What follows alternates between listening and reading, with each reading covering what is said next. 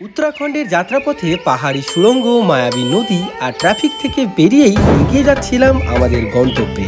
4 ঘন্টারও বেশি পথ পেরিয়ে এলাম, তবুও ক্লান্তির লেশ মাত্র নেই মুখে কারো।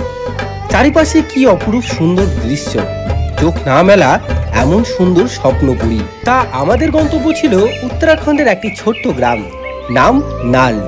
সেখানে আমরা দেখব গ্রাম্য জীবন, কাটাবো কিছু সময় পাহাড়ের কোলে, প্রাকৃতির মাঝে। বাস পৌঁছাতেই একটু মিলল স্বস্তির নিঃশ্বাস। ফ্রেশ হয়ে রাতের গ্রাম্য নিস্তব্ধতা মুগ্ধ করে দিল। আর নাম না জানা কতই কীটপতঙ্গ আমাদের গানের সুরে ওয়েলকাম করছে। ঝিঝি পোকার ডাক আর নিস্তব্ধ পাহাড়ি গ্রাম, তাদের সেই সুন্দর স্বাগতমে আমরাও গান ধরলাম। বন্ধুরা মিলে কাঠের আগুনের পাশে বসেই গান গাইতে গাইতে ভুলেই গেলাম আমরা যে 2 দিন ট্রেন আর বাসে জার্নি করেছি।